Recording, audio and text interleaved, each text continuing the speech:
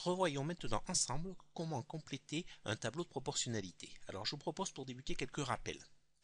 En fait, en cinquième, nous avons vu que nous pouvions compléter un tableau de proportionnalité avec le coefficient de proportionnalité ou alors avec les colonnes.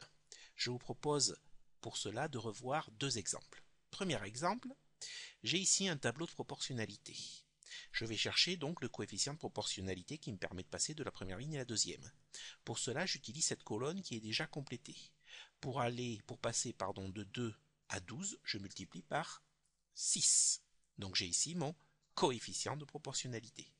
Si je veux effectuer le chemin dans l'autre sens, c'est-à-dire de la deuxième ligne à la première, je vais ici donc diviser par 6. Ainsi, pour trouver x, c'est facile, je prends moins 5, je multiplie par 6 et j'obtiens x.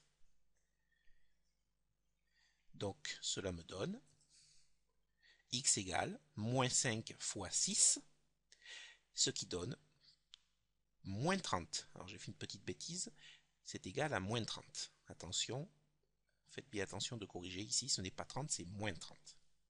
Et j'encadrerai évidemment le résultat. Donc méfiez-vous, c'est pas 30, c'est moins 30.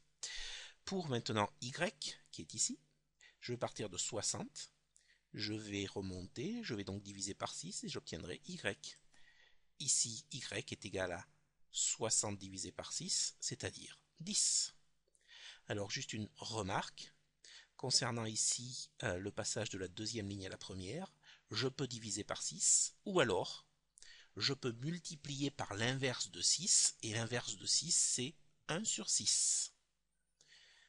Ainsi, pour obtenir y, je peux faire 60 fois 1 sixième. Et 60 fois 1 sixième, ça fait aussi 10. Je vous propose un second exemple maintenant. Je vais ici utiliser les colonnes pour compléter ce tableau. Donc ici j'ai un tableau de proportionnalité. Je passe de 5 à 7, de 28 ici au nombre que je ne connais pas z, et de 35 ici au nombre que je ne connais pas t. Alors ici, on ne va pas utiliser le coefficient de proportionnalité parce que trouver le coefficient de proportionnalité qui me permet de passer de 7 à 5, c'est pas évident. Donc je vais utiliser les colonnes. Regardez un petit peu. Pour passer de 7 à 28, je multiplie par 4. Eh bien, en bas, je vais également multiplier par 4. Ainsi, pour obtenir z, qui est ici, je vais faire 5 fois 4 et j'obtiens 20. J'encadre le résultat. Maintenant, je vais chercher à retrouver la valeur de t. Pour la valeur de t ici, donc, je constate ici que, donc je veux partir de 35 pour obtenir t. Donc je ne passe pas par le coefficient de proportionnalité. Par contre, je constate que 35, c'est égal à 28 plus 7. 28 plus 7, ça fait 35. Eh bien, je vais faire le même raisonnement en bas. 5 plus la valeur de z donnera la valeur de t. On sait que z, ça fait 20. Donc t est égal à 5 plus 20, c'est-à-dire 25.